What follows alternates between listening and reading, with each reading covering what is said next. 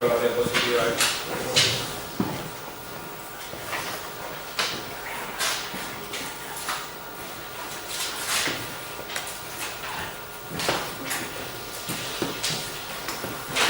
Chicos, ¿qué tal? ¿Bien? Perdonad que haya llegado tarde, ¿vale? Pero acabo de salir de la clínica, entonces no me ha dado tiempo a llegar antes. Me he metido en una carpeta los artículos que he utilizado para la charla. También he metido algún libro, ¿vale? Sobre el dolor y demás, por si os interesa, ¿vale? Para que no tengáis que estar copiando, simplemente yo se lo voy a pasar a Melody y tú ya se lo pasas a ellos, que se pasen por la oficina. Sí. Y cualquier cosita que necesitéis, pues me paráis. De todas formas, yo voy a preguntar mucho. Y la primera pregunta que voy a hacer: ¿podemos entrenar con dolor? ¿Pensáis? ¿Entrenáis con dolor? Sí. Sí, aquí dicen que sí. ¿Vosotros entrenáis con dolor? ¿Según qué tipo de dolor? ¿Según qué tipo de dolor? ¿Tú has entrenado alguna vez con dolor? Sí. ¿Qué tipo de dolor tenías? Dolor lumbar. Entonces, ¿es bueno entrenar con dolor? No sé, lo óptimo, ¿no? Sería lo óptimo. ¿Por qué? Hombre, lo óptimo. Bueno, no me la he puesto luego europea, por ejemplo, de varios. Bueno, Yo creo que siempre movimiento libre de dolor. siempre movimientos libres de dolor. Entrenar, hacer que esos umbrales de dolor cada vez sean más altos. Más alto. ¿Y eso es bueno o malo? ¿Sabes? Bueno. Como entrenadores, ¿creéis que es importante saber sobre dolor? Sí. Hasta ahí todo lo tenemos claro, ¿no? O sea que el entrenador debe de conocer el dolor. Trabaje o no con patología. Debe. Es obligatorio. Porque a todos nos habrá pasado que eso. Vas a entrenar, empiezas a calentar, tía, me molesta la rodilla, o el tobillo, o la espalda. Pero entrenas y cuando termina el entrenamiento, normalmente tu dolor, tus umbrales, cada vez sientes menos dolor, tus umbrales suben y cada vez tienes menos dolor. ¿Esto siempre es así? ¿O ha pasado de entrenar con cierta molestia y que tengáis que parar? ¿Sí? ¿Qué diferencia hay entre una cosa y la otra? ¿El dolor es único? ¿Hay un dolor? ¿Hay muchos tipos de dolores? ¿Cuántos dolores hay? Tantos como colores, ¿no? Un montón de dolores. ¿Qué pensáis vosotros? O sea, vosotros, ¿alguno está trabajando ya, entrenador? Pero entrenáis con gente, supongo, con compañeros. Si a vosotros un compañero dice, oye, me molesta la espalda, o me duele la rodilla, ¿qué le decís? Bueno, supongo que puede ser, ¿no? Si ha tenido un movimiento, si al hacer ese movimiento lo corrige con otra turbación. Intentas corregir, ¿no? Un poco la mecánica del ejercicio, haces cambios con el objetivo de que baje su dolor. Provoca otro estímulo. Otro estímulo. ¿Qué más cosas? ¿Tenéis herramientas para trabajar con dolor? ¿En la carrera os dan herramientas para trabajar con dolor? No. ¿Cómo que no? Seguro que sí. ¿Vosotros veis la sentadilla en la carrera? Sí, ¿no? A mí me parece una herramienta genial para trabajar el dolor. Ya tiene una herramienta. ¿Qué más cosas veis en la carrera? Programación, ¿veis programación, no? ¿Creéis que puede ser una herramienta para trabajar con dolor? Puede llegar a ser una herramienta. Si quizás el dolor se esté produciendo por un exceso de carga, el que yo programe bien puede hacer que baje sus niveles de dolor. ¿No? Imaginar, está llevando un atleta, se está acercando el periodo de competición y cae. Yo viene un día, oye, me duele la rodilla. Tienes que volver a programar, bajas carga, bajas volumen, intensidad, lo que sea. Todo con el objetivo de quitar el dolor. ¿Por qué? Porque el dolor es malo, ¿no? ¿El dolor es malo o es bueno? Pues depende. Es una alerta. Es una alerta, ¿no? Pero no me habéis dicho si es malo o bueno. ¿Alguno tiene dolor? ¿Ahora? ¿De algo? ¿Nada? Yo tengo ¿De qué? de espalda. De espalda. Crónico. ¿Cuánto tiempo llevas con dolor? Todavía. Toda la vida. ¿Cuántos años tienes? 40. 40 años con dolor. ¿Te has tratado? Todavía. ¿Qué has hecho para el dolor? Pues desde pequeño tuve un corsé, Sí. ¿vale? Por aquí una escoliosis por la hemivértebra. Y ejercicio, el que me ha permitido el dolor y sobre todo el hidrógeno. Pues esta charla te va a venir de perla. Pues Te va a venir de perla. Vamos a ver muchas cosas sobre el dolor. Pues, lo primero, en todas las clases no empiezan los profesores con definiciones. Pues no. ¿Tenéis papel todo? Si yo digo que vosotros defináis el dolor, seguramente ya os duele la cabeza. Hostia, ¿ahora qué hago? Lo vamos a poner súper fácil. Quiero que escribáis 3 palabras. 3 palabras que tienen que estar en vuestra definición, que aún no sabemos cuáles, pero que tienen que estar. Las que queráis. Escribid. Total libertad, ¿eh? No vayáis a poner, Dani, no sé qué. Lo que vosotros queráis. 3 palabras, ¿vale? No tienen por qué tener relación entre ellas. Ni tienen por qué ser científicas, ni tienen que estar avaladas por la evidencia, ni nada de eso. Solo 3 palabras. Podéis escribirla en el móvil, lo que vosotros queráis. Aquí hay papel. ¿Quieres un papelito? Pero si no sacar el móvil. ¿La tenemos? Vale. Esas 3 palabras las vamos a guardar y después las vamos a utilizar. Las tenemos. Las podéis ir cambiando, pero intentad no hacerlo, porque si no va a ser complicado. Lo primero, lesión. ¿Lesión es igual a dolor? No. ¿Por qué?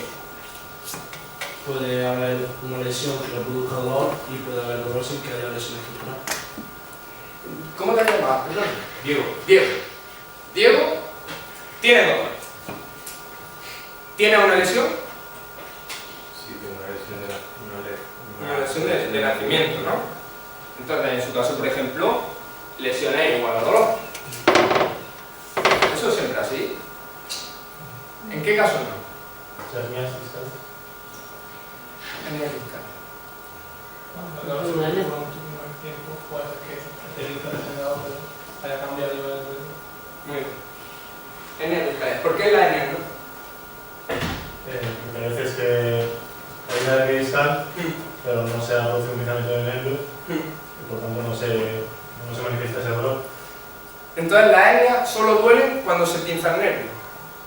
Sí, con nervio. ¿Qué es una hernia? Sería Fíjate, tenemos ahí un popurrí de creencias ahora mismo. Él, por ejemplo, decía que no siempre dolor es igual a lesión. Pero en su caso, dolor es igual a lesión. Después vemos el caso de la hernia. Dolor cuando pinza un nervio, no dolor cuando no pinza un nervio. Pero claro, una hernia al final es una degeneración del disco. ¿Por qué el disco no duele?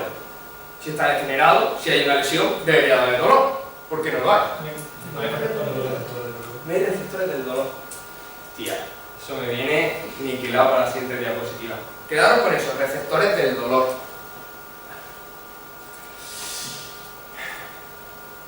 Imaginad, estamos jugando al fútbol, nos hacemos una 15, llaman a nuestros padres, ¿no? Vamos a urgencia y lo primero que llega nos hace una placa. ¿Para qué?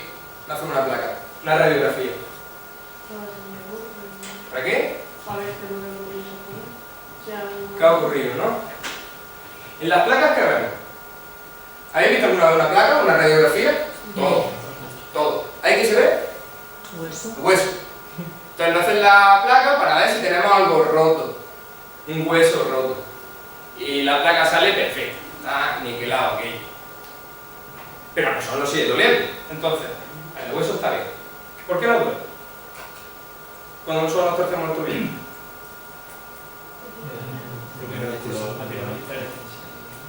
hiperextensión del ligamento.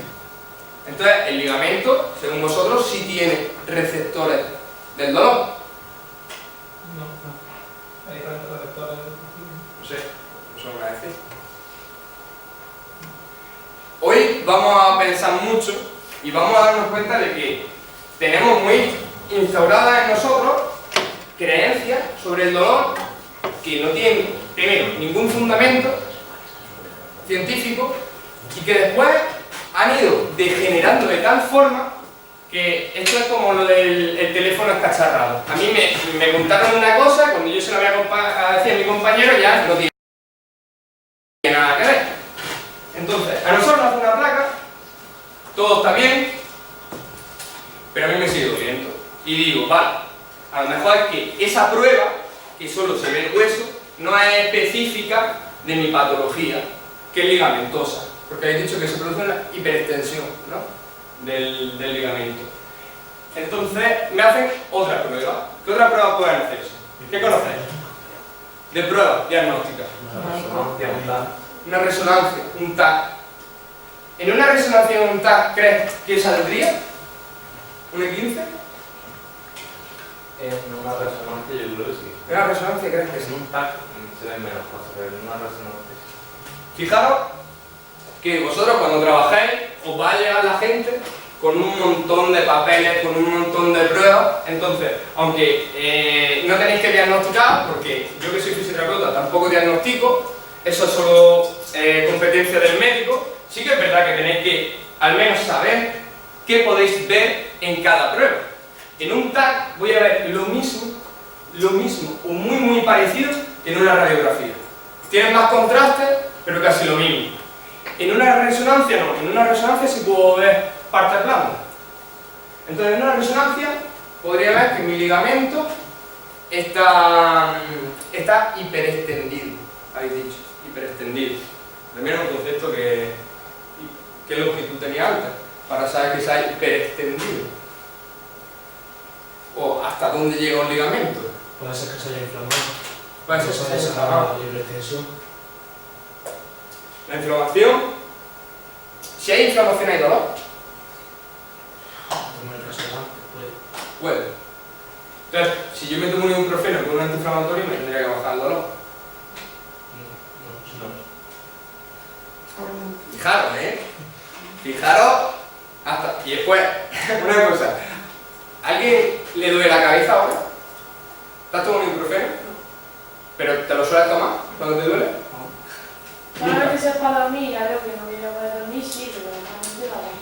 ¿Y tú crees que te duele la cabeza porque tienes el cerebro inflamado? No. La gente no le puede cansancio. Pero te tomo ibuprofeno, por si acaso. Ella sí que se me inflame por la noche y no me doy cuenta.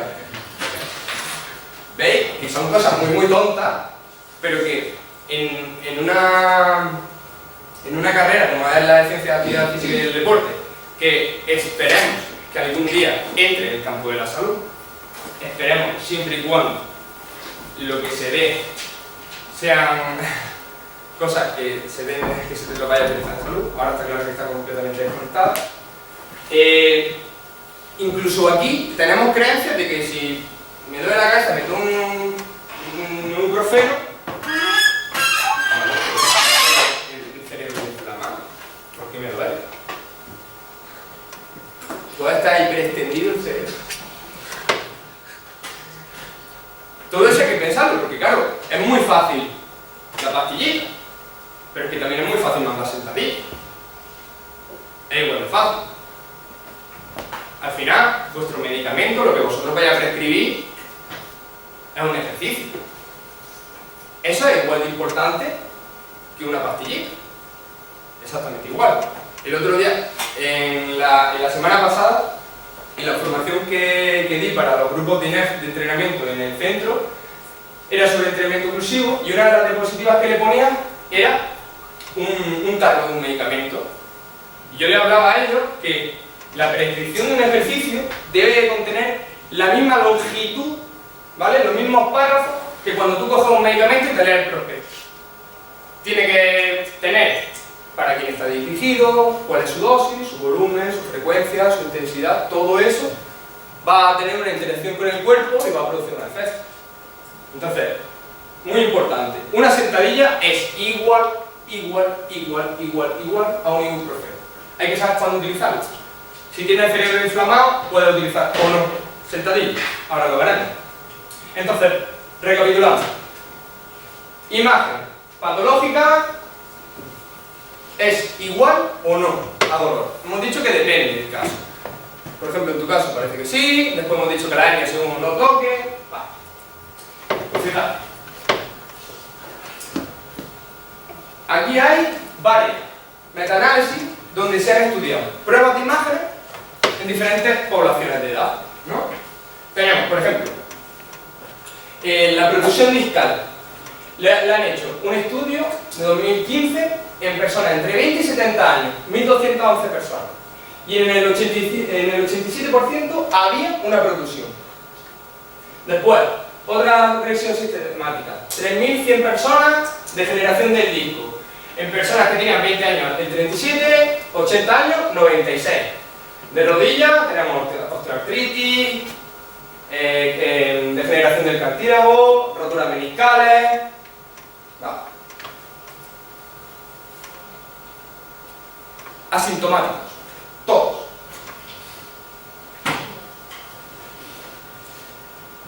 ¿Qué os parece?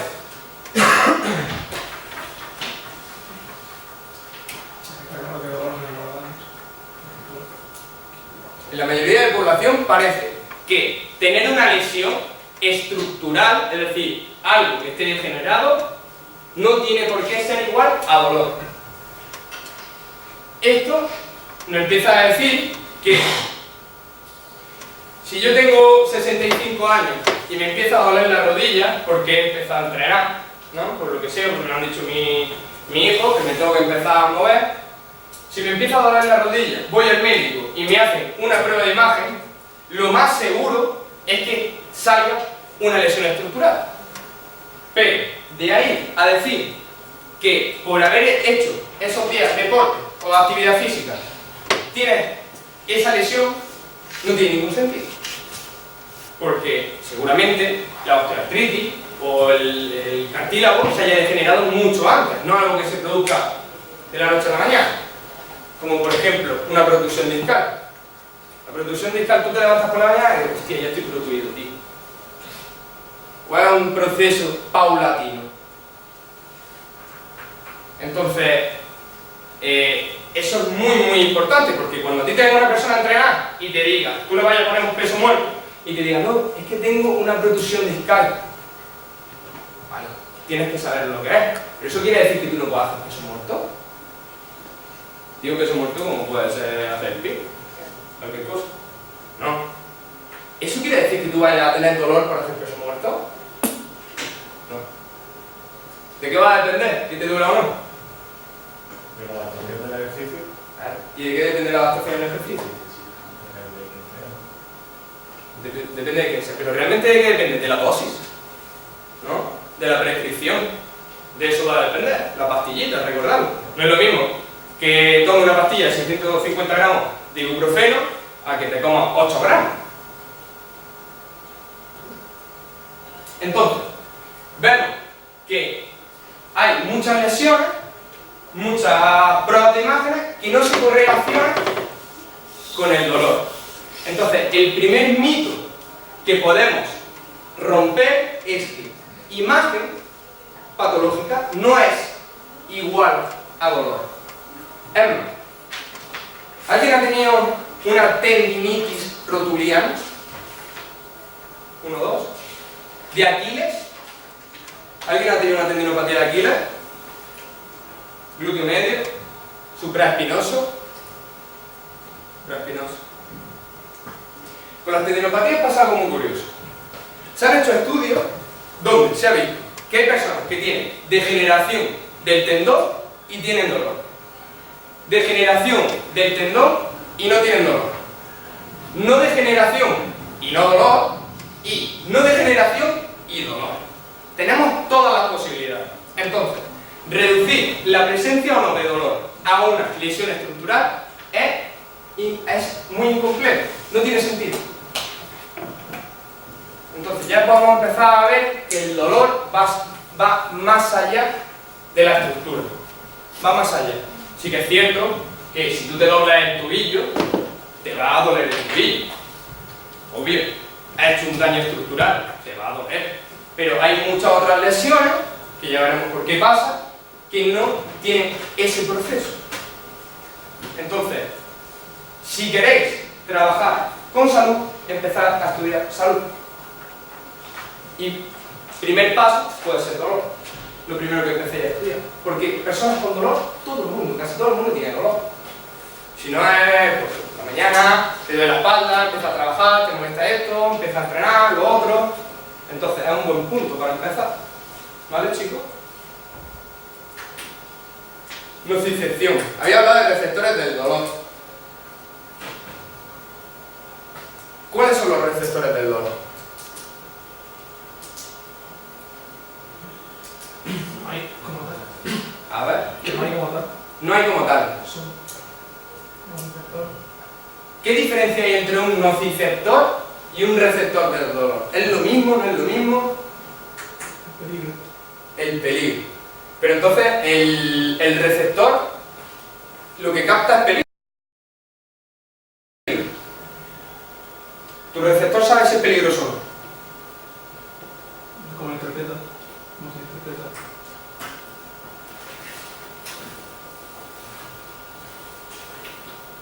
Si yo me toco, ¿esto es peligroso? ¿Mi receptor sabe que es peligroso? Mi receptor piensa.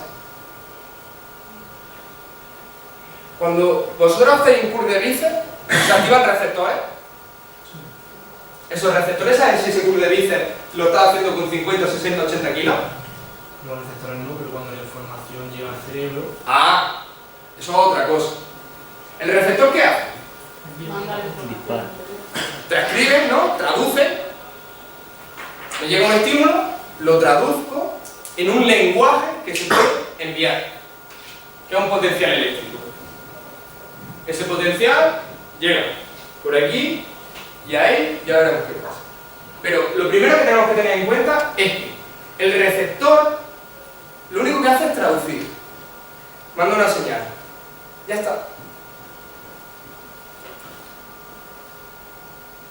Este era el proceso, o digamos, el proceso por el cual se pensaba que se producía el dolor, ¿no? Tú te hacías un corte o te hacías una lesión o lo que sea, y la información dolorosa, por esos nociceptores, viajaba, dependiendo un poco del tipo de dolor que era, ¿no? Pues si era crónico, viajaba por las fibras tipo C, si era intenso y rápido, por las fibras delta, llegaba a la zona de la lámina, en el asta dorsal, y de ahí subía por la médula hacia el cerebro.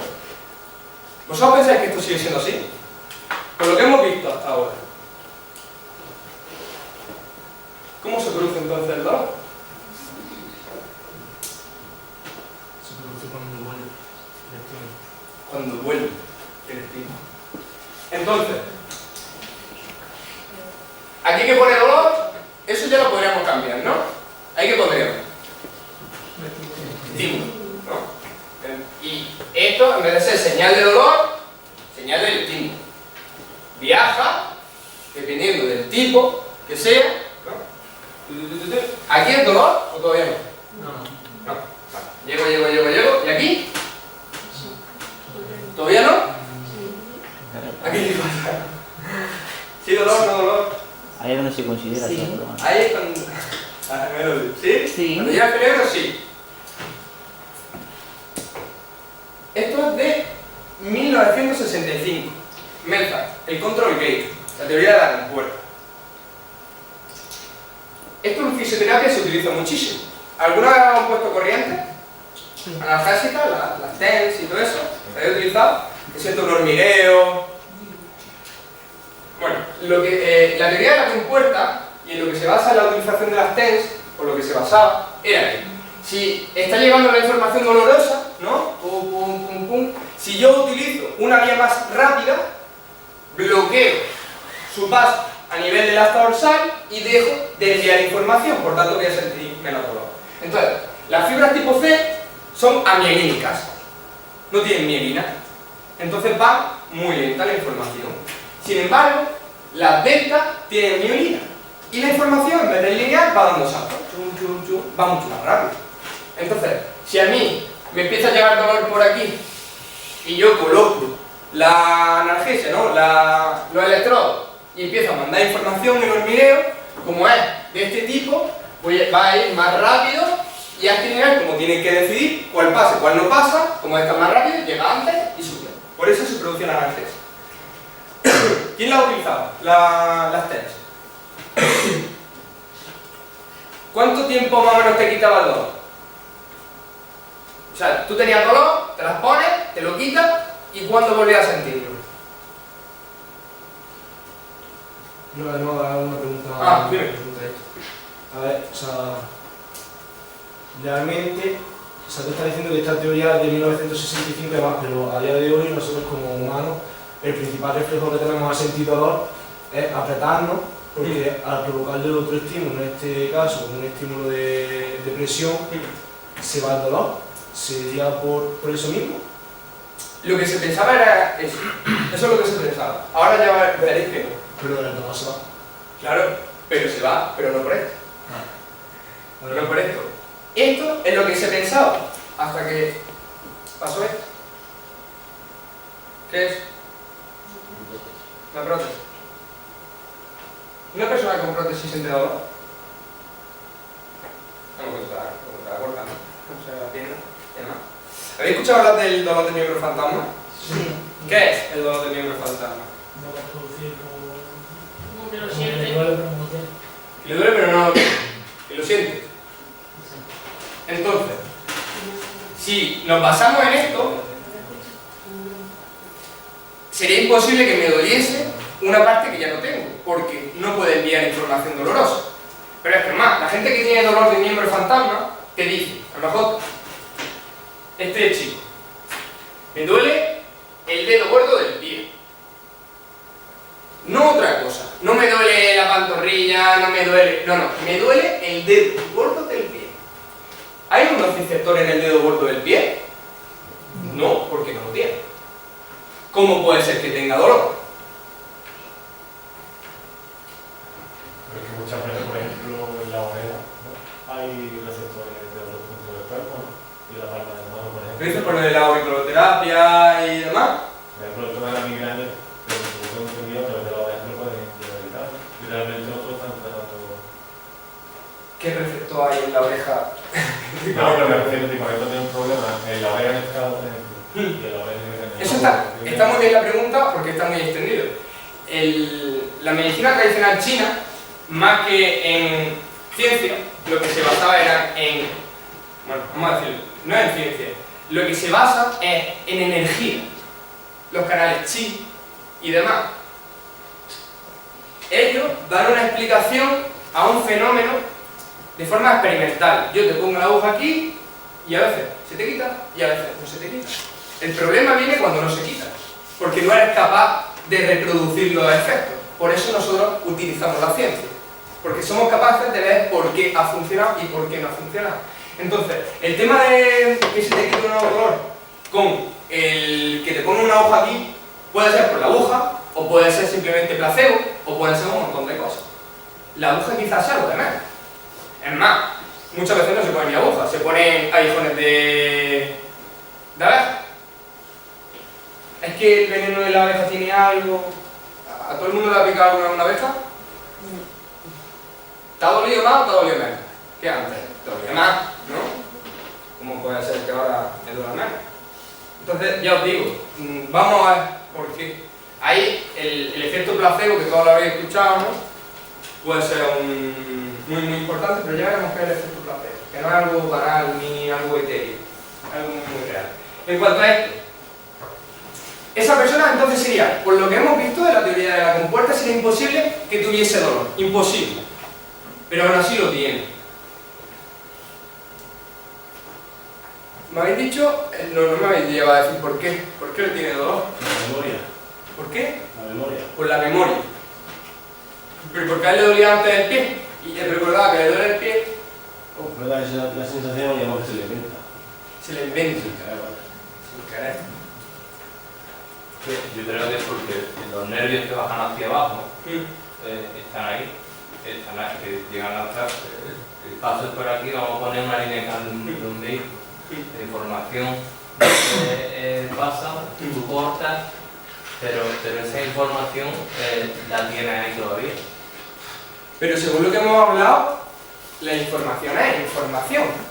Quiero decir, sería imposible discriminar que sea el dedo gordo del pie o el quinto dedo. Por ahí tienes todos los nervios que van, el gordo del pie, el pequeño, el de la Claro, pantorrilla, pero tal. cuando cortas, lo cortas todo, porque solo duele el dedo gordo. No, si cortas la información debería doler todo, ¿no? Porque donde se recibe la información del cerebro no está cortado. Porque en el cerebro, como eso está bien, ¿no? El cerebro sí, igual, o sea, yo creo que cuando tú, o sea, receptores sensoriales, cada receptor sensorial va a una zona del cerebro, ¿no? No se nota que está en el PRF, ¿no? Sí. No se nota que está en el PRF. Muy bien, Sí, sí. ahí. Ahora vamos a hablar de eso. O sea, os adelanto que, según tu teoría, si a mí me doliese, si a mí me cortan la pierna, si corto la información, la corto de todo. Y me debería de doler tanto el dedo gordo, el pequeño, todo. Porque yo he cortado. Otra cosa sería que solo hubiera cortado el dedo gordo del pie, pues me duele el dedo gordo. Vale, es que solo ha sido ese el que se ha cortado. Pero en ese caso, que me ha cortado por el muslo, debería ser todo. ¿Qué pasa? Lo que ha hecho el compañero. Hay una mala representación, que después veremos que tiene que ver la representación cortical con el dolor. ¿Sabéis lo que es la representación cortical? ¿Habéis visto el homúnculo cerebral? Como que La imagen de nosotros, nuestra corteza cerebral, tenemos una representación de todas las partes de nuestro cuerpo, que dependiendo un poco de la cantidad de receptores que tengan, del uso y demás, esa imagen se va desarrollando. Por ejemplo, un violinista que utiliza mucho las manos, la representación de su mano sería mucho más grande que, por ejemplo, la de sus pies. Pero Messi, que utiliza mucho más sus pies que sus manos, sería al revés, la de los pies sería más grande. Entonces, tiene que ver con una mala imagen corporal la presencia o no de dolor en miembro fantasma. Eso es lo que se sabe, más allá de que haya un nervio que se haya cortado. Ahora veremos por qué. Pero entonces, segundo mito. Estructura y nocicepción no tienen nada que ver. No, es demasiado categórico.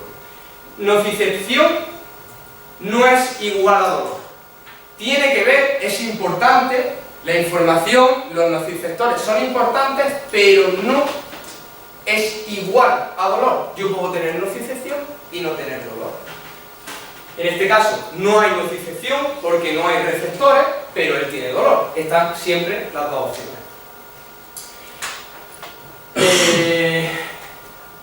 Los nociceptores en sí no existen. No existen. Todo receptor puede ser un nociceptor. Lo único que va a depender es del umbral de despolarización, es decir, cuánta intensidad necesito para que ese receptor se active. No es lo mismo que yo haga así, que yo me quedo un cuchillo. La intensidad del estímulo es totalmente diferente. Entonces, esa información va a ser diferente. Pero, como veremos, y como ha dicho Nano, lo más importante es cómo lo interpreta. Porque hay personas que para ellas esto puede ser doloroso. Y hay personas, como todos conoceréis, gente que a lo mejor pues, le puede pegar un puñetazo y no le duele. O que abre un botellín de cerveza con los dientes. Por intensidad del estímulo te debería de doler la muela. Pero no le duele. Entonces, todo va a depender de cómo lo interpreto. ¿Queréis cambiar las palabras de la definición? ¿O las mantenéis? ¿Las mantenemos? Pues, contadme. ¿Qué palabras cuento? irritación, sistema nervioso y gerente. Diferente, nocicepción y sistema nervioso. ¿Nocicepción la pondré ahora? Pues yo te diría que la dejase. Vale. Yo creo que incomodidad. Incomodidad. ¿Alguna más? Me lo diré. Malestar físico e intensidad. ¿Cuál pondré? Mente, autocontrol y ejercicio.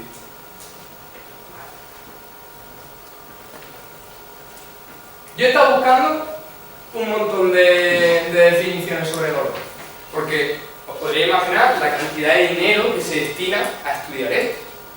O sea, el dinero que se mueve en cuanto a la industria farmacéutica es brutal, pero y todo lo demás, y la fisioterapia mueve mucho dinero, y el entrenamiento mueve mucho dinero, la medicina.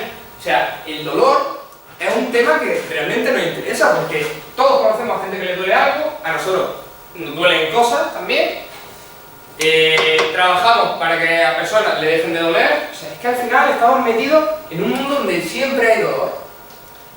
Por ello, pensaba que era muy importante que la primera charla que os diese, que espero que no sea la última, sea sobre el dolor. Y la definición que a mí me ha gustado es esta. Leedla tranquilo y me decís que os llama la atención.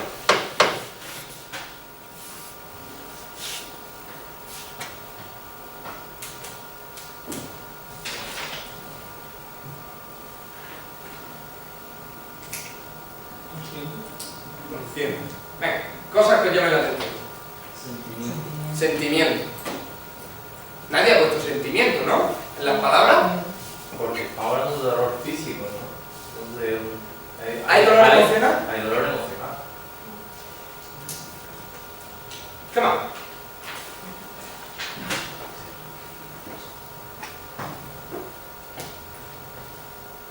Siempre es consciente. ¿Tú qué crees?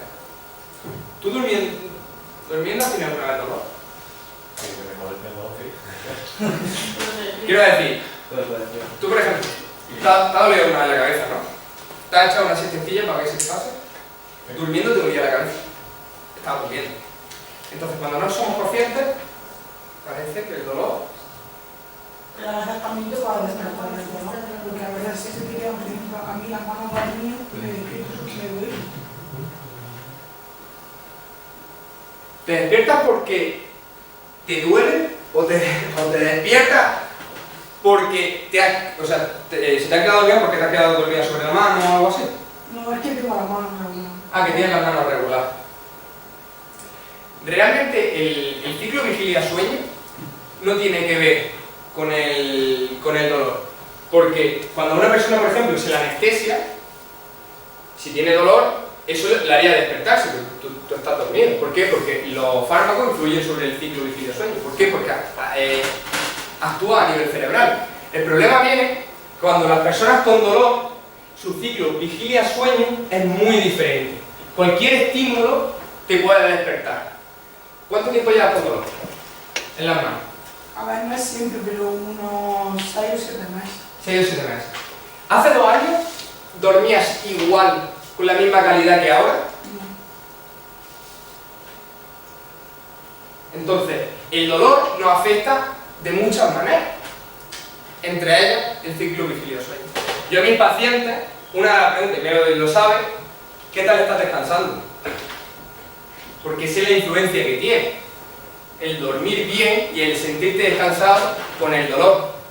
Da igual que sea dolor físico o emocional, que ya veremos que uno de los mayores errores que se han cometido en la medicina es diferenciar o querer diferenciar entre dolor físico y emocional. ¿Por qué? ¿Conocéis a gente que tenga fibromialgia? Sí.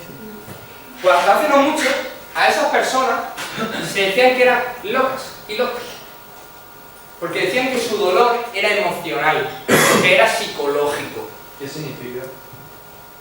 La fibromialgia. La fibromialgia es una enfermedad donde se produce un dolor generalizado, no específico, es decir, te pueden doler muchas articulaciones, que no se corresponde con una carga física, con un estímulo mecánico, y que además antes se pensaba que el mayor o el único componente era emocional.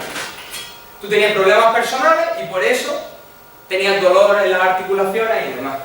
Poco a poco se ha ido investigando y se sabe que no es así. Que en la fibromialgia se producen cambios reales a nivel del sistema nervioso central. Lo que no se entiende aún muy bien es por qué se produce. ¿Qué lleva a una persona a sufrir fibromialgia que a otra no? Y hay muchas patologías así. ¿El SUDE lo habéis escuchado alguna vez? Pues es una patología muy común tras una inmovilización.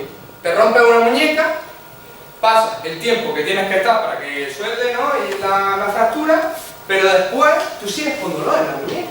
Pero tu muñeca ya está bien, y ya no dolor, se inflama y no ha hecho nada, cambia la coloración.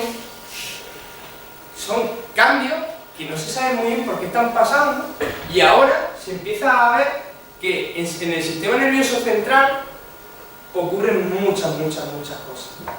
Muchos cambios. ¿Qué pasa? Que hasta hace un mundo no mirábamos ahí. No éramos capaces de mirar ahí, por lo menos a nadie se le había ocurrido. Entonces, en esta definición de dolor, vemos la palabra sentimiento. Y he hablado del dolor emocional. ¿Qué diferencia hay entre un dolor emocional y físico? No, el físico sí que lo localiza en la parte del cuerpo. Y el emocional igual es más generalizado. ¿Eso por qué ocurre? Si el físico es como que te duele algo, sabes. Sabe muy bien tocarte, ¿no? Decir, me duele la espalda.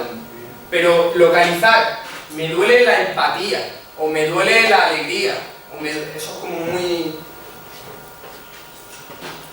Pero el dolor, la sensación de dolor, es la misma. O sea, el dolor, realmente dolor, hay uno, el tuyo, que es completamente diferente al de cualquier otra persona. De ahí el fracaso de la medicación en muchísimos casos. Porque una dosis de 650 miligramos de ibuprofeno es la misma para ti, que para ti, que para ti, que para todo el mundo. Sin embargo, tu dolor es tuyo y de nadie más. Nadie te va a entender cómo te duele. Y créeme, cuando digo nadie, el dolor es tuyo. Y tú sabes perfectamente reconocerlo. Entonces empezamos a ver que la cosa se complica aún más. Aún más. ¿Sabéis lo que es esto? La consulta online de BIOS. Esta es una iniciativa que empezamos nosotros con la clínica, de que una vez a la semana los pacientes nos dejaban sus preguntas por redes sociales y demás, y nosotros las contestábamos en directo. Preguntas o dudas de lo que sea. Ejercicio, dolor, lesiones, tal. Y a mí me preguntaron que qué relación hay entre el dolor articular, ¿no? Por ejemplo, un dolor de rodilla, y los cambios de tiempo. Todo el mundo ha escuchado eso, ¿no? Cambia el tiempo, va a llevar a que te dé la rodilla. Eso es así. ¿Qué pensáis? ¿Tiene relación? Sí. ¿Qué es psicológico? Por ahí, ¿qué es psicológico? Yo te diría que es verdad. ¿Qué es verdad? Depende de la presión o Genial. O sea, es que, de verdad, parece que la has traído para la charla. Bueno, hay muchos estudios que evidencian que un cambio morfénico, un cambio de presión, no tiene ninguna relación con, primero, los cambios de presión intraarticulares, por lo que, si no se correlaciona, ya la ciencia nos dice que por eso no es. Yo digo que es falso. Falso. Falso en cuanto a que es cierto que un cambio atmosférico no se traduce en un cambio de presión en tu rodilla. Pero de ahí a que no te duela más, es mentira, porque lo vemos a diario. El año pasado hubo un mes que no paró de llover. No sé si fue marzo. Sí. No paró de llover. Yo veía día tras día como la gente iba peor. Yo ni había cambiado las cargas, ni había cambiado el ejercicio, no había cambiado nada. Pero la gente venía cada vez peor. ¿Por qué pasa? Mi explicación, mía, no está avalada científicamente todavía. Mi respuesta fue: en el sur de Andalucía, en el sur de España, cuando hace buen tiempo, ¿qué hacemos? Vamos a tomarnos una cervecita a la terraza, vamos a hacer deporte con nuestros amigos, vamos a hacer esto, vamos a hacer lo otro. ¿Qué pasa en Granada cuando llueve? Se vacía. No hay nadie en la calle. La gente en su casa.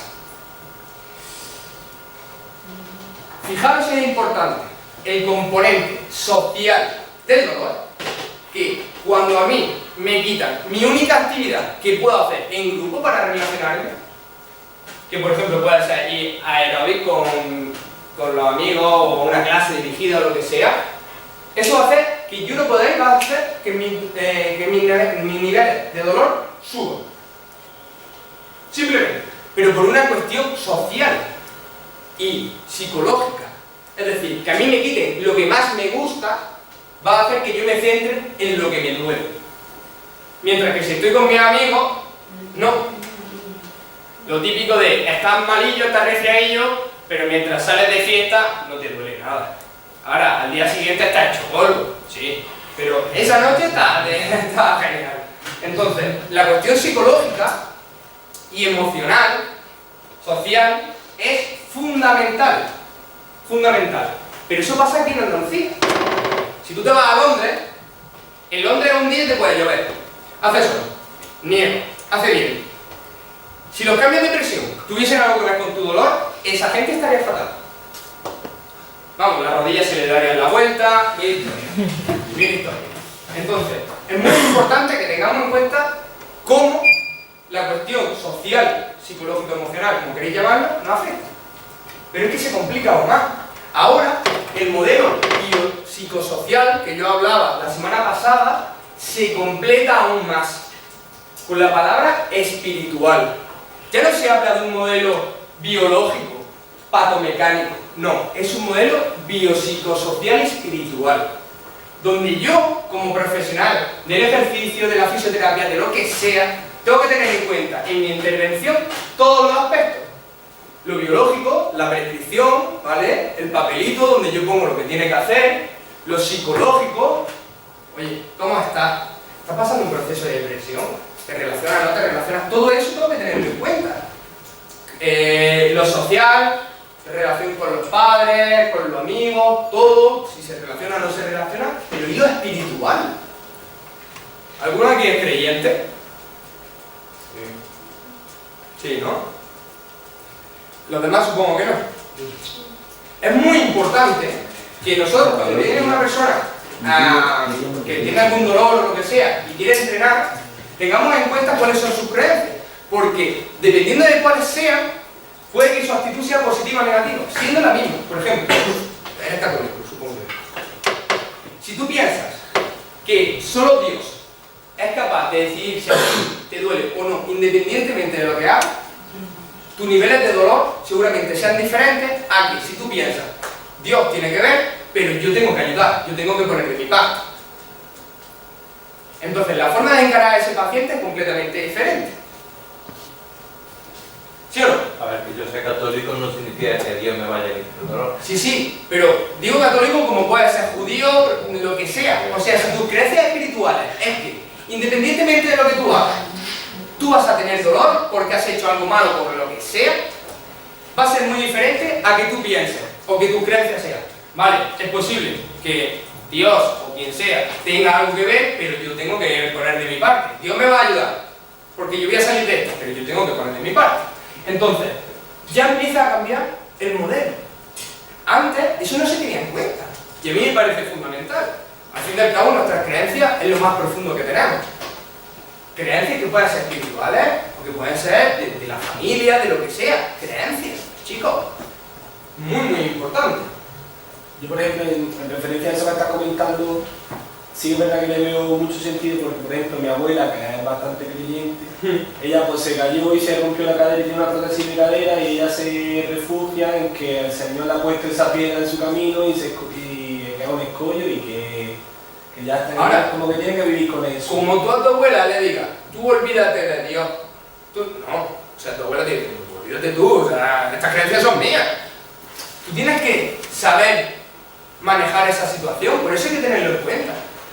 O sea, la forma en la que yo, por ejemplo, trabajaría con tu abuela sería completamente diferente con la que trabajaría contigo, aunque sea la misma prótesis, aunque sea todo igual. Claro, pero el problema es cómo hacer ver tú a ese paciente, cómo lo haces cambiar su perspectiva de que... Pues fíjate si es importante que el fin de semana que viene, este fin de semana, en el EPRF, viene un psicólogo a hablar sobre eso y la gente se queja de En un máster de prevención y tratación de lesiones, ¿para qué va a venir un psicólogo? Pues exactamente para eso. Exactamente para eso. ¿Cómo eres capaz de respetar las creencias de tu paciente, pero ser capaz de llevarlo hacia una actitud positiva?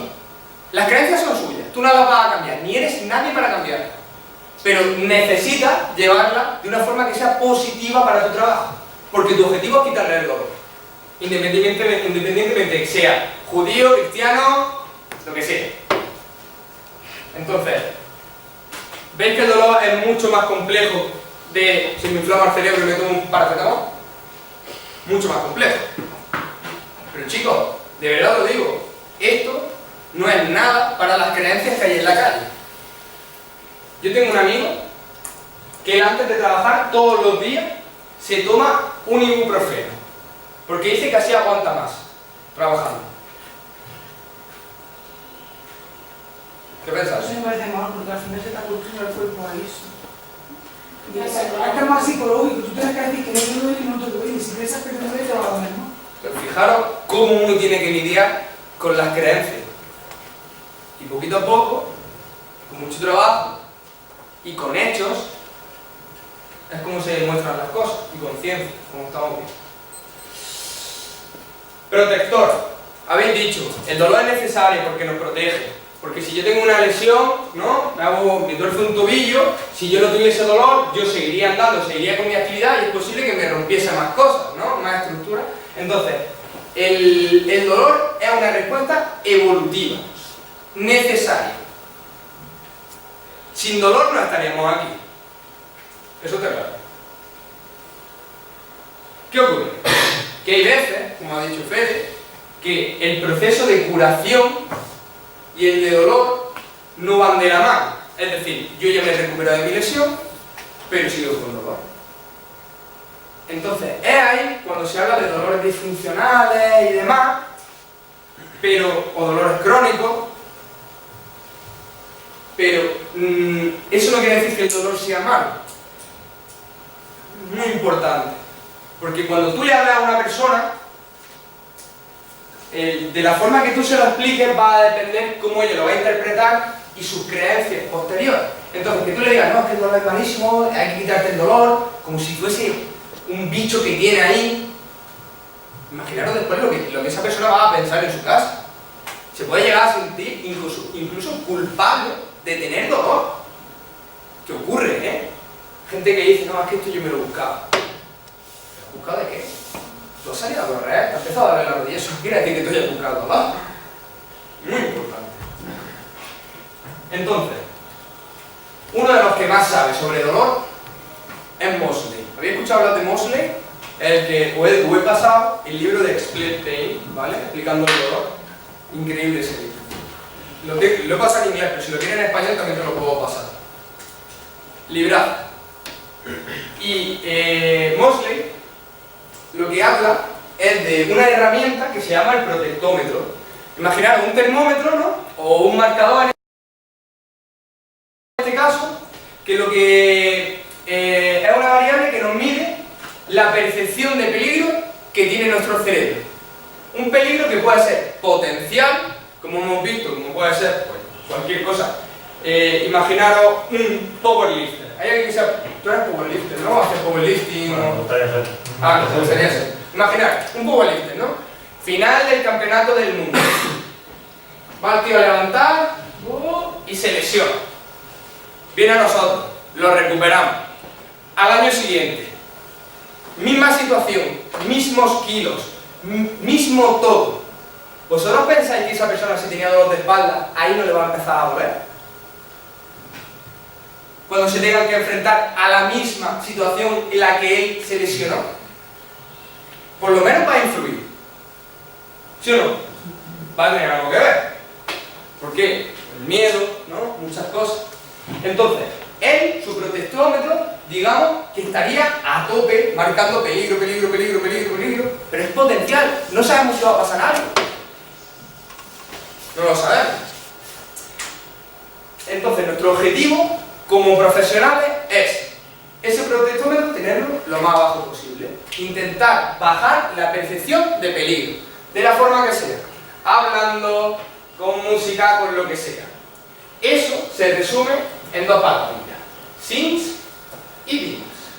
Los Sims vienen de las palabras safe y me. Cualquier cosa que haga que tú te sientas seguro.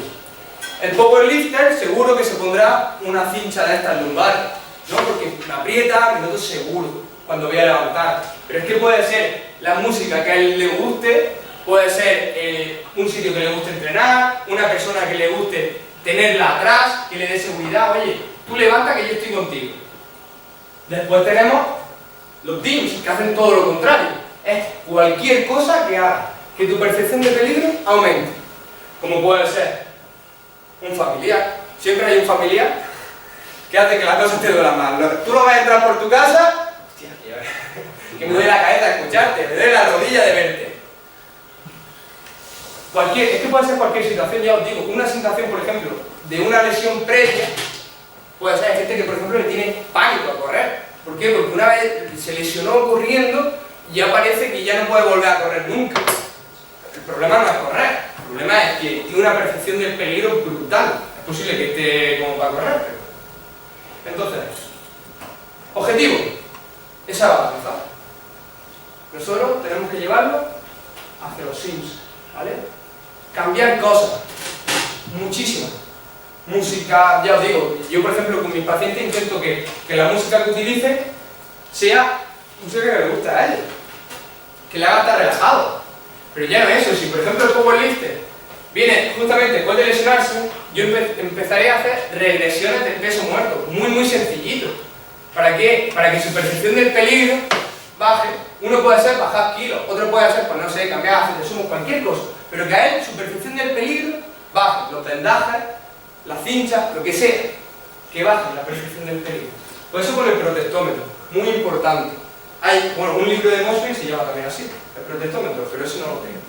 No también lo he pasado. Consciente. ¿Qué me decís de eso? Ya hemos hablado de que si no hay conciencia, ¿no? Si tú no eres consciente, no te va a doler. ¿Pero por qué ocurre? ¿Qué diferencia hay entre que algo sea consciente y que sea inconsciente? ¿Dónde está lo consciente? ¿O dónde está lo inconsciente?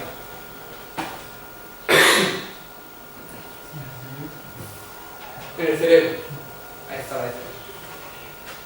Hay que puntualizar. Hay muchos procesos que son cerebrales y que son inconscientes. Muchos. Pero lo que se ha visto es que el dolor es completamente consciente. Se hizo un estudio donde se recogieron diferentes personas que tenían dolor de hombro. Entonces, empezaban a subirle el brazo, ¿no?, los terapeutas, y grababan el rango de movimiento que tenía. Después le ponían, lo sedaban, dormido completamente, y se grababan los terapeutas moviendo el brazo, pero haciéndole 8, 9, de todo, ¿sabes? Moviendo el brazo para todos lados. Cuando se despertaban, le enseñaban a los pacientes los vídeos. Dice, mira, fíjate cómo puedes moverte. Ellos pensaban, ellos notaban, es que yo no puedo subir porque tengo un tope, me noto un tope, no puedo subir. Pero claro, cuando vieron el vídeo, el tope que ha pasado, ha desaparecido el tope. ¿Dónde está? Entonces empezaron a ver que el dolor, si no lo tienes en el plano consciente, no existe. No existe. ¿Qué crees que pasó con sus niveles de dolor? ¿Que bajaron o que subieron? Bajaron. Cuando ellos ya fueron conscientes de cómo funciona un poquito el dolor, sus niveles bajan. Hay mucha evidencia de cómo la educación sobre el dolor disminuye los niveles. Es más, sin que vosotros lo sepáis, ahora va a doler menos las cosas, porque vais a saber más sobre el dolor y vais a saber por lo menos por qué ocurre. Al menos. Después hay muchas cosas que todavía no se saben y que se están estudiando. Entonces, consciente quiere decir que está en un plano cerebral. El cerebro es el que manda. Ese es realmente el jefe de todo esto. O sea, ¿es importante entrenar el bíceps? Sí. Pero es que entrenar el cerebro, ese sí que es verdad que va a hacer que tú llegues a un sitio o no, más allá. Si no tienes el bíceps, tú tranquilo, que él se va a buscar la forma de que tú hagas algo. Ahora, como no tengas cerebro, y como se te inflame ya, cuidado que como se inflame. Y bueno, la teoría ahora que más se está estudiando sobre el dolor es aquella en la que el cerebro tiene un papel fundamental, y es la de las neuroetiquetas, ¿vale? De Walworth, también del grupo de Mosley, muy reciente, 2016.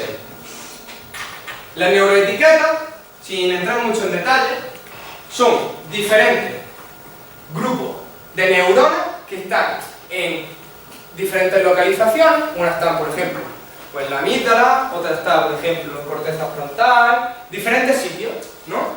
Que se correlacionan para, uno, asociarse entre sí e influir a otras neuroetiquetas, o dos, para dar una respuesta. Esto es lo que tenéis aquí.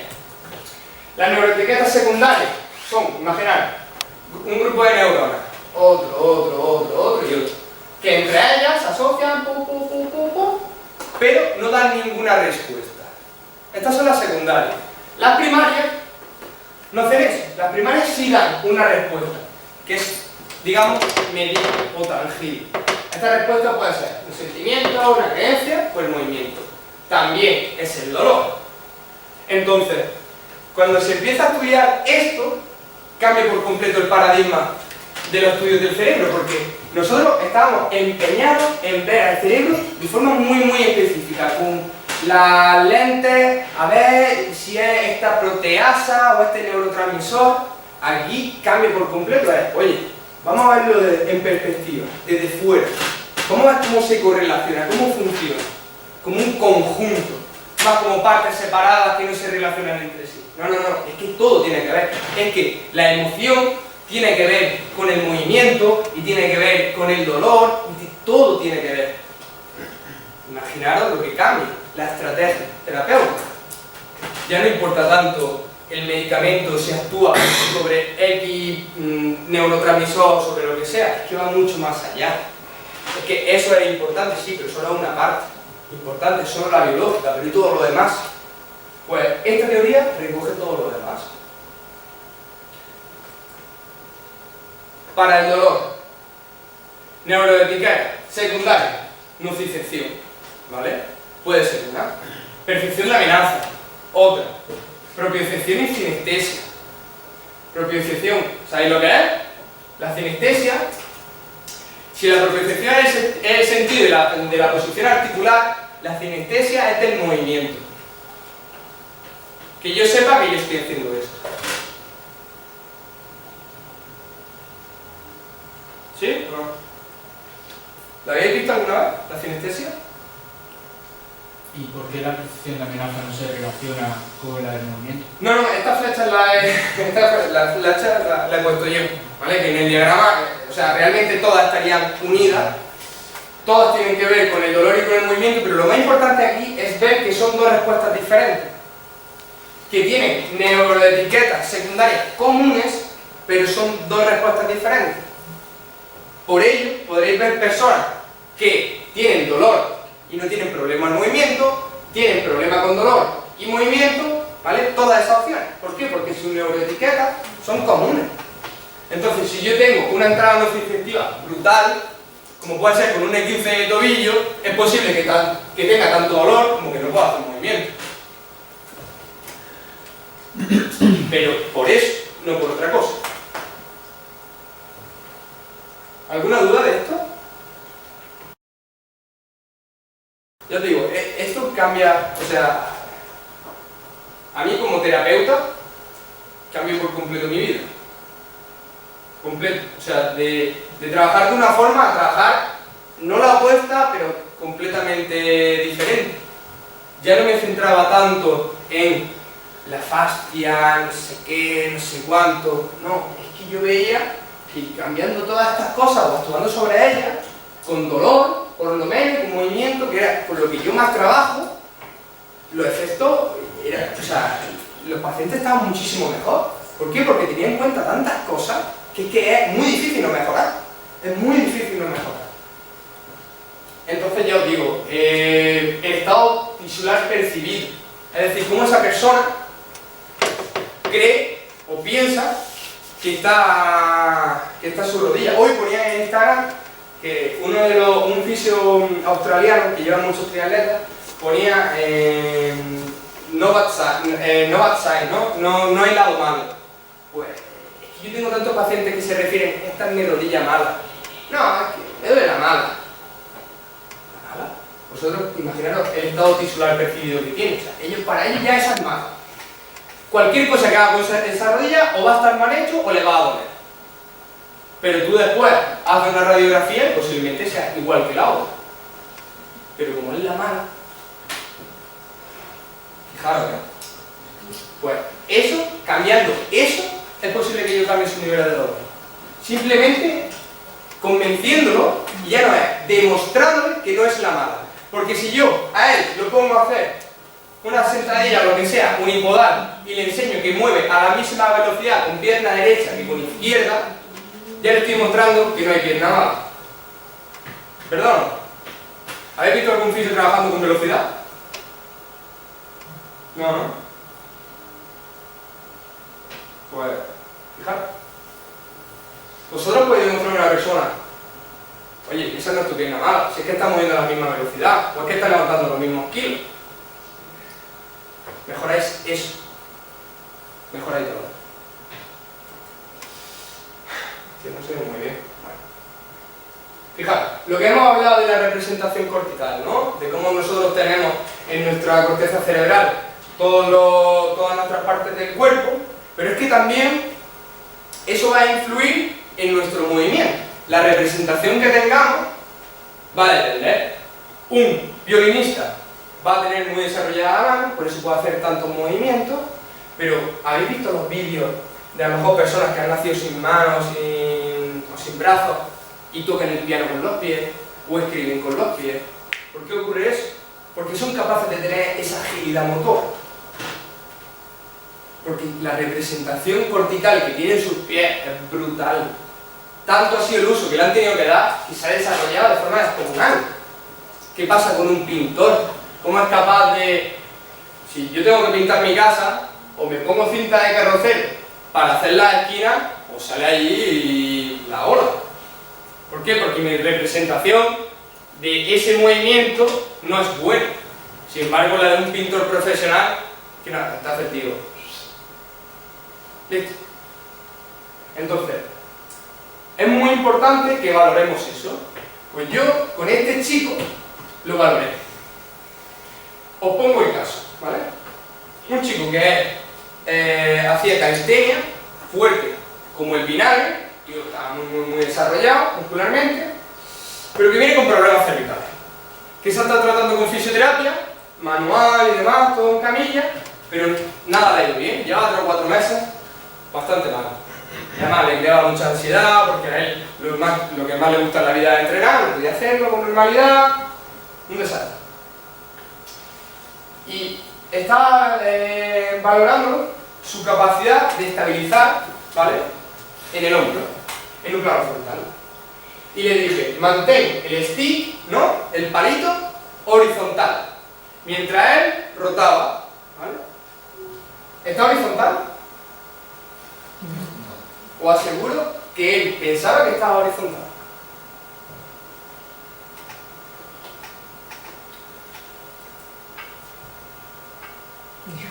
Diferencia de hombro, ¿no? ¿Qué pasa? En los hombros.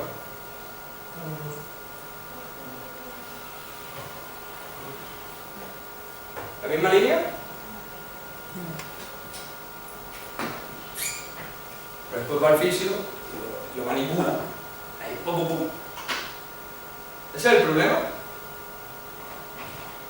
Si una persona que entrena 3 horas diarias y tú piensas que con 1 hora de terapia manual va a corregir eso, estás equivocado.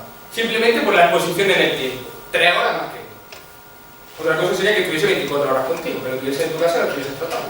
Eso es otra cosa. Pero, fijad, su representación cortical, su sinestesia y su propiocepción están completamente alteradas. Os digo que él pensaba que subía completamente horizontal. Claro, después se lo enseña y su cerebro hace clic. Tía, esto yo no era consciente de esto. Yo trabajé eso. Mucho. De muchas formas. Uno de los ejercicios era, lo haces, te grabo, lo ves. Otro, con espejo, hazlo y te ves. De muchas formas. Ya os digo. Cero dolor. Cero dolor, no ha vuelto a venir. Se le dio el alta, siguió entrenando. Él seguía entrenando, yo eso lo tenía que tener en cuenta. Imaginaros para hacer un premio militar, o para lo que quiera, que cómo va. Entonces, son cosas que parece que no te paras a valorarlas, pero es que después tienen una serie de implicaciones sobre el dolor brutales. Fijaros que este es más tonto, simplemente eso, viendo. Claro, él también, ya os digo, después estuvimos trabajando muchas cosas, también el control de su ansiedad frente a esto también era muy importante. Es que el no poder entrenar, que lo machacaba por dentro. Pues, ¿cuál era mi objetivo como redactador? Tú vas a seguir entrenando, pero vamos a tener en cuenta esto. Voy a adaptarte el entreno para que tú puedas seguir, pero teniendo en cuenta lo que está pasando.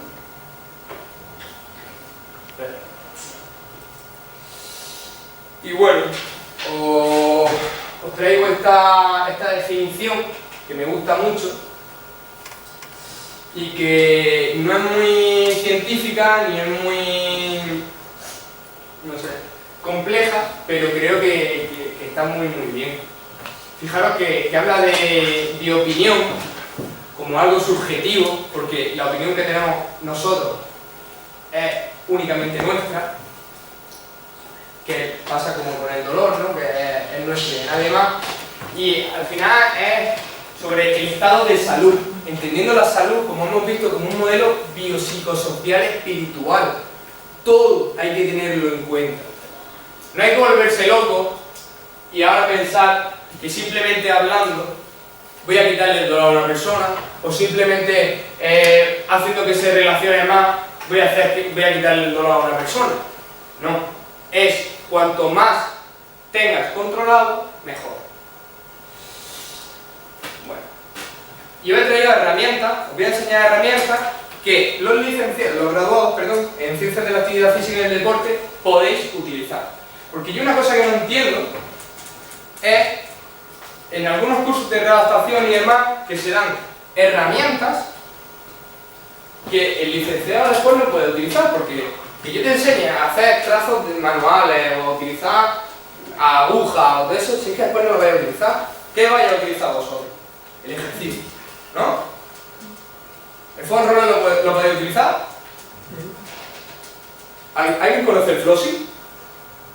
¿El vendaje del flossing con banda elástica? Sí. ¿No? También os voy a enseñar cómo yo lo utilizo. Herramientas que vosotros, la vibración, también la podéis utilizar. Tanto local como las plataformas vibratorias, que antes estaban de moda, pero ahora parecen que se han extinguido, yo no sé. Todas esas herramientas las podéis utilizar. La comunicación, ¿la podéis utilizar? Hemos visto que sí.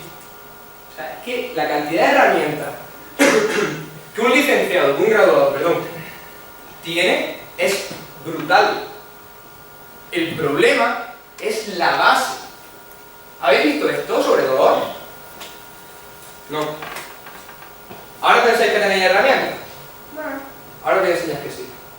Pero ya por lo menos la forma de afrontar va a ser completamente diferente en 1 hora y 20 minutos. Bueno, en 1 hora y 10 minutos. Completamente diferente.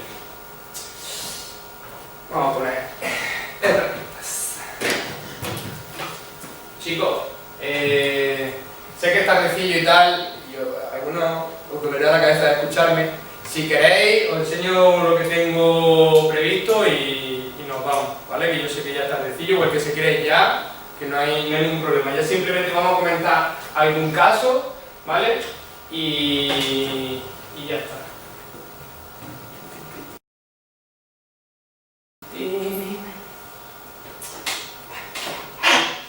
¿Por qué depende? Tenemos vibración, flossing más isometría, flossing, isometría, isometría, isometría. Porque son dos cosas, ¿no? Vamos a ver.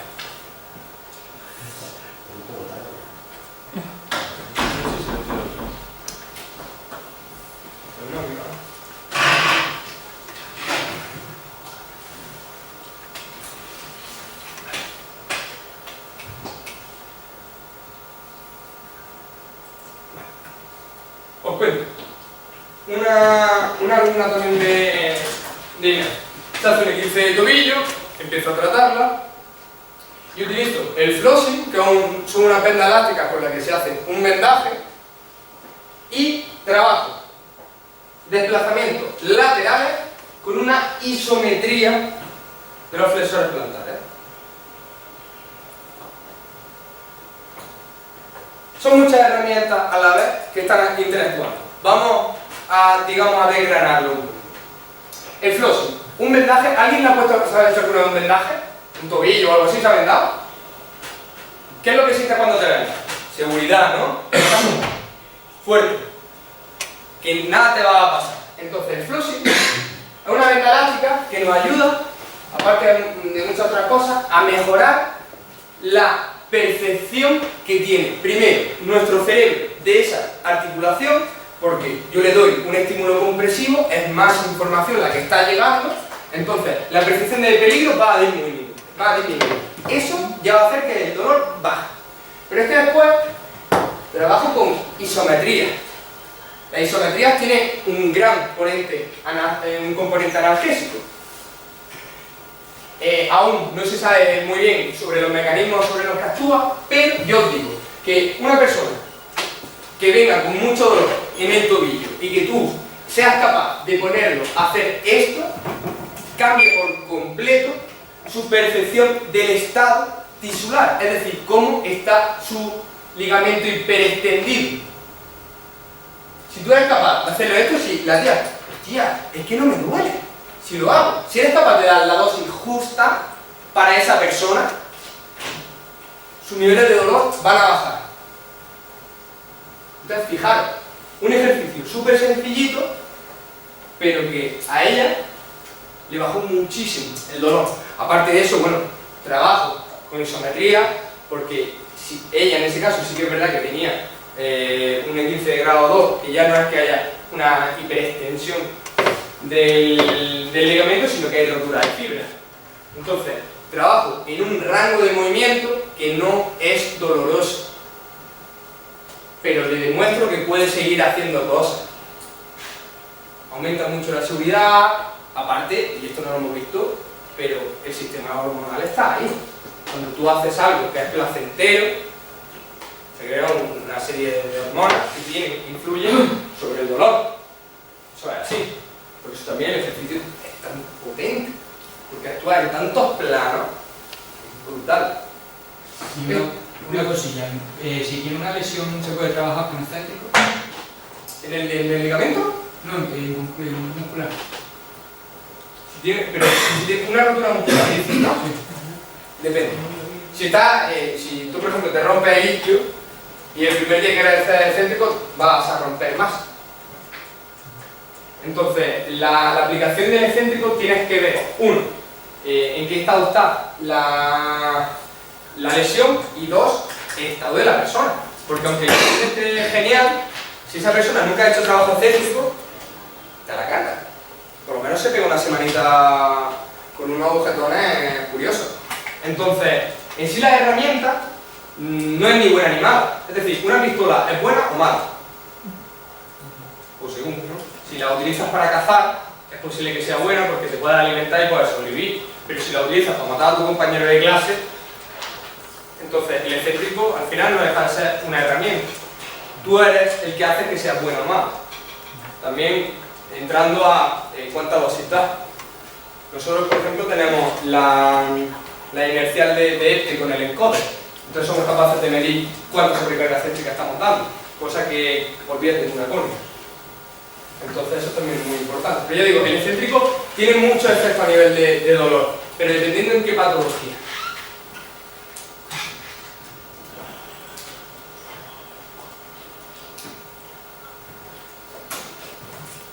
Flossing de nuevo, un vendaje circular, ya os digo, esto lo podéis utilizar. No hay que ser ni fisioterapeuta ni nada de eso. Una extensión de rodilla. Cruzado. Después de 2 semanas, creo, fue la semana pasada, la anterior. 2 semanas. Ya os digo, le da mucha seguridad. Trabajamos su cuádriceps, que ahí no se ve muy bien, pero ha perdido un montón. Entonces los niveles de fuerza habría que mejorarlo. Todo eso se trabaja con el flossing, pero ya os digo, el flossing es una herramienta que yo utilizo, que yo prescribo, que yo escribo en mi papelito, vamos a hacer X repeticiones, No sé cómo se llama exactamente, pero trabajar un miembro... efectos cruzados. Eso. Sí, la educación cruzada. Yo, hoy, por ejemplo, con ella he estado trabajando eso para la extensión de rodilla, trabajando cruzado, porque bueno, eso tiene también que ver con las neuronas espejo y demás, pero al fin y al cabo, cuando tú trabajas hombre, Pablo, que no te haya visto, tío. Cuando tú trabajas un movimiento, tu representación cortical, las neuronas que se activan son muy parecidas entre un lado y otro, los esquemas motores. Entonces, que tú seas capaz de seguir trabajando un movimiento va a hacer que tú no lo pierdas en el tiempo. Lo que hablábamos de la persona que le habían cortado la pierna, esa mala representación cortical se produce, y chicos, no exagero, cuando uno tiene una lesión, los cambios que se producen son muy parecidos entre una persona que le cortan una pierna a una persona que tiene un esguince de tobillo. Ya se empieza a deformar, una vez que tú dejas de utilizar algo, tu representación cortical empieza a cambiar por completo. ¿Por qué? Porque deja de llegar información, porque la información que llega es diferente, porque te deja de mover, por muchas cosas.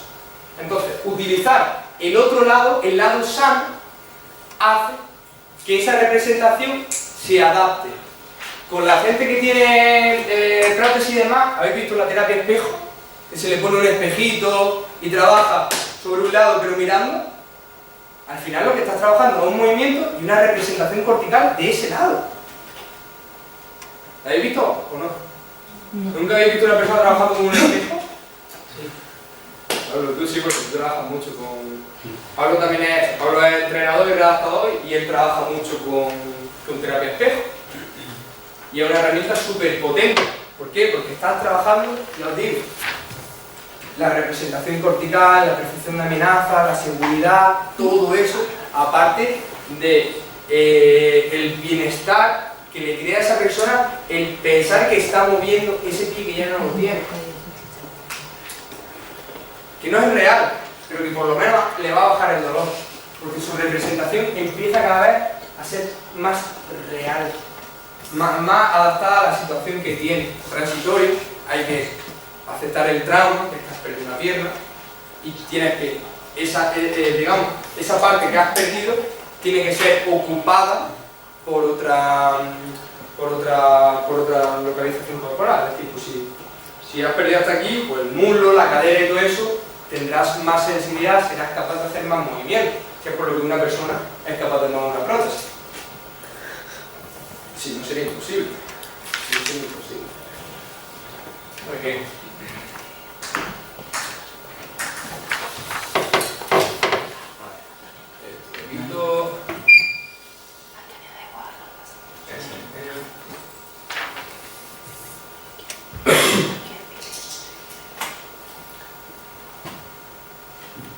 ¿Es lo que te he dicho? Esta es la del cruzado y esta es la otra. Trabajando una isometría, esto es un dinamómetro isométrico que nos da un biofeedback. Lo que nos dice es cuánta presión estás haciendo en ese ejercicio, cuánta fuerza eres capaz de hacer. Entonces yo le doy mucha información a su cerebro, pero del otro lado. Porque el lado afecto aún no estaba para ese trabajo, porque esa carga iba a ser mucha. Pero, bueno, yo sé que si meto más carga, me tengo que meter en otro lado, pero los efectos a nivel cortical van a ser bilaterales. Porque nosotros somos un todo, no es un hemisferio aquí que piensa una cosa y levanto, y después el otro aquí y levanto. No, pues levantarte los poco, no tienes que pensar. Entonces ya os digo, los efectos cruzados están muy bien. Pero, deciros que las mejoras en fuerza se producen por adaptaciones neurales, no son adaptaciones, o sea, no va a mejorar su hipertrofia. Que también he escuchado a alguno que hace efectos cruzados pensando que va a mejorar la hipertrofia en el otro lado. No es así, la hipertrofia es un proceso local. Entonces, el tono muscular que va a perder va a ser el mismo. El tono muscular que va a perder, pues no se han hecho estudios.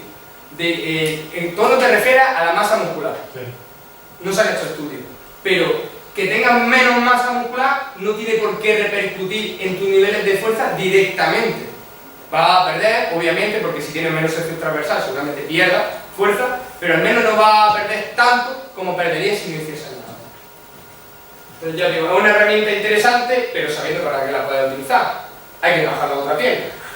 No puedes decir, bueno, como la otra tiene el cruzado, yo me voy a dedicar con esa y ya está. No, la otra tiene que trabajar. Esto me suena que hice también para una chica que tenía dolor de espalda. Fijaos, este vídeo lo he puesto por una cosa. ¿Aquí qué hay? Una flexión, la columna lumbar, ¿no? ¿Eso es bueno o eso es malo? Es una pregunta que... Sin carga. Sin carga. Pablo. ¿Con carga? Con carga, pues una sentadilla, si tienes 100 kilos en la espalda, la triplica el peso. Sí. Y la lumbar sufre un Si montón. la persona está adaptada o tiene tolerancia a esa carga con esa presión lumbar. ¿Tú cuánto haces de sentadilla? 50 por 8. Imagino que no. 150 por 8. 150 por 8. Tendemos a pensar que nuestras estructuras son mucho más frágiles de lo que realmente lo son. Tú fíjate, lo que hemos visto del estado tisular percibido, si tú a una persona le dices eso, lo que él piensa de su columna lumbar es que no es capaz de aguantar esa carga. Y después llega él y te casca 150 por 8 tranquilamente y sin dolor de espalda. Es más, hay estudios que hablan de que la flexión de columna lumbar puede hacer que sea más eficiente el levantamiento como el peso muerto. El problema no es la carga, es la tolerancia que tú tienes a esa carga. Si tú nunca has hecho peso muerto, da igual que tengas flexión lumbar o no. Si te metes 150 por 8, vas a cascar. Pero el problema no es los 150 por 8, es que no tienes tolerancia. Entonces, yo aquí la flexión lumbar la utilizo. Se ve mucho en clínica que personas con dolor de espalda, cuando hacen un patrón extensor de cadera, como llevan tanto tiempo sin utilizar su glúteo, son incapaces de activarlo. Y lo que hacen es una extensión lumbar. Eso es algo común. ¿Habéis puesto alguna vez a alguien a hacer verdad? ¿Qué hace? Si yo lo pongo en flexión de columna lumbar, sus extensores lumbares, por inhibición recíproca, lo inhiben. No puede activar los extensores lumbares si está en posición de flexión, porque entonces yo diría, que te está levantando. Entonces yo lo único que le decía a ella es, mantén el redondeo y extiende. Ejercicio sencillito, pero que detrás tiene mucha neurofisiología, tiene mucho conocimiento. Ahora, si tú lo ves esto en Instagram y yo te pongo ejercicio para personas con dolor lumbar, ¿tú por ejemplo harías ese ejercicio? No. Hostia tío, es que me has puesto que era un ejercicio para personas con dolor lumbar y a ti no te sienta bien. ¿El problema es el ejercicio? ¿O el problema es la adaptación que he hecho?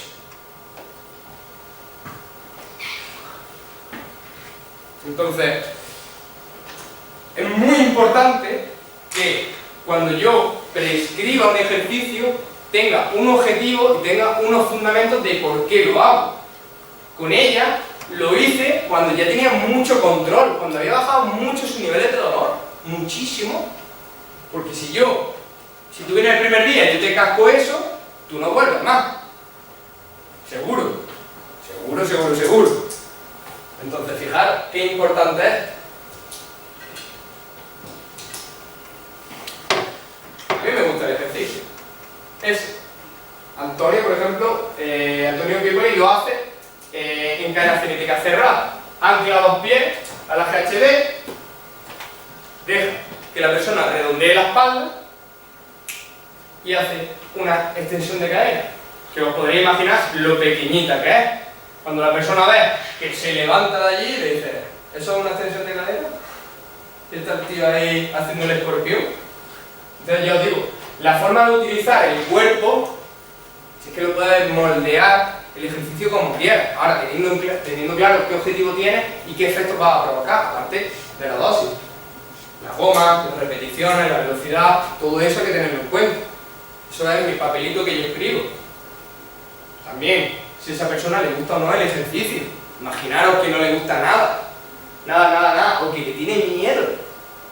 Aunque el ejercicio sea el mejor del mundo, a esa persona no le va a venir bien. ¿Por qué? Porque la adherencia que va a tener no va a ser buena, por ejemplo. O porque sus niveles de dolor, sus niveles de protección, ¿no?, frente a un posible peligro, van a ser muy altos. Entonces, ¿qué tendré que hacer? Bueno, pues hago una regresión, hago otro ejercicio, no sé, cualquier cosa. Ok. ¿Alguna pregunta? ¿Hay que tiene dolor de espalda? Aparte de... Pues ya tenía el ejercicio. Vale. Bueno, no...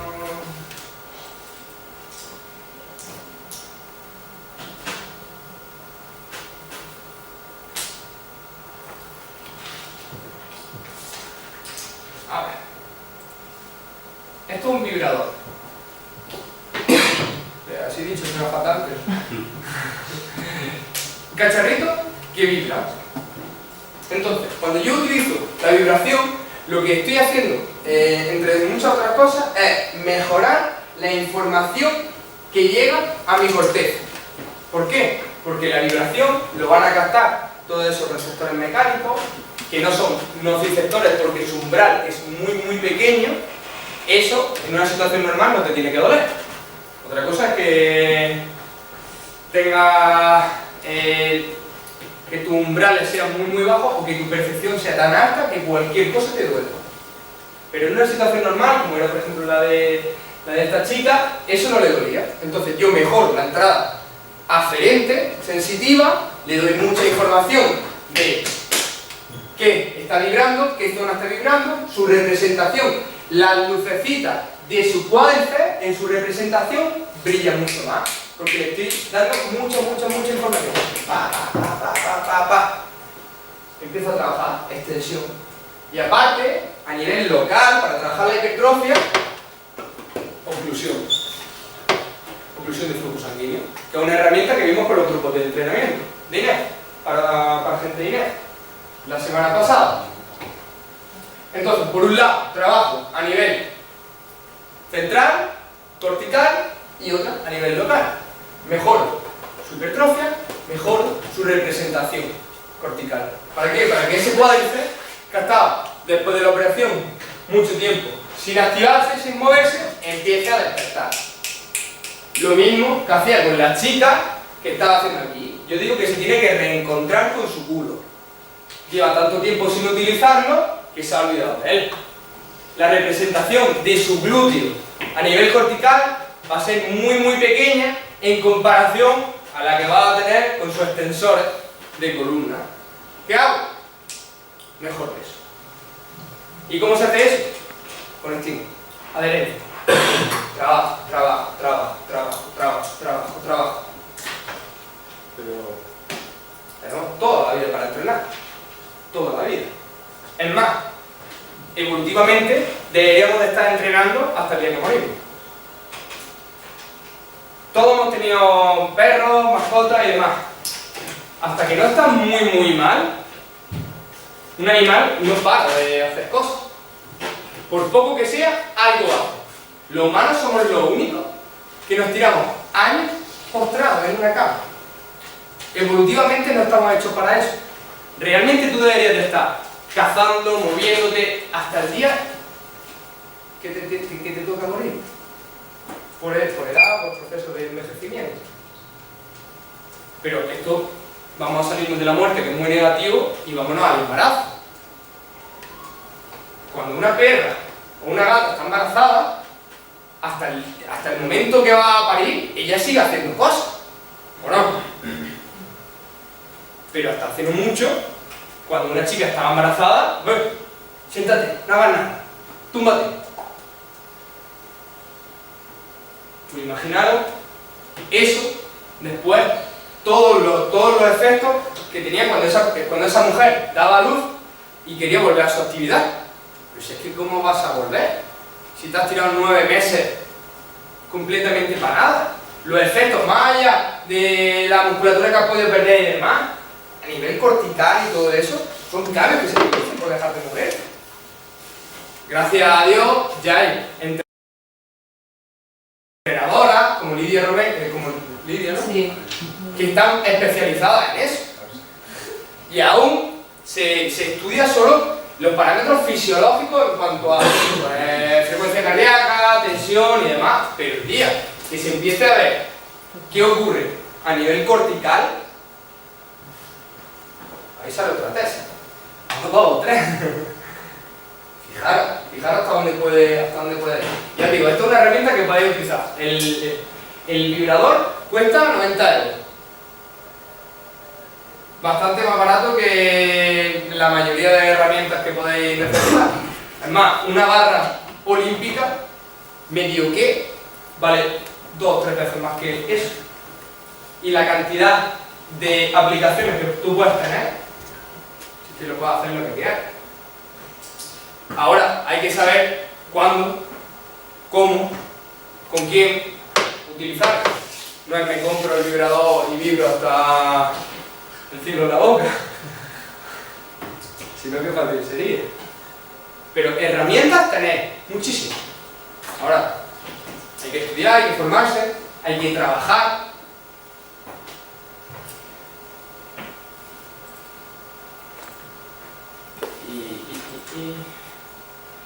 Y bueno, chicos, pues sin más, deciros que less pain, more gain. Nada, muchísimas gracias. Gracias.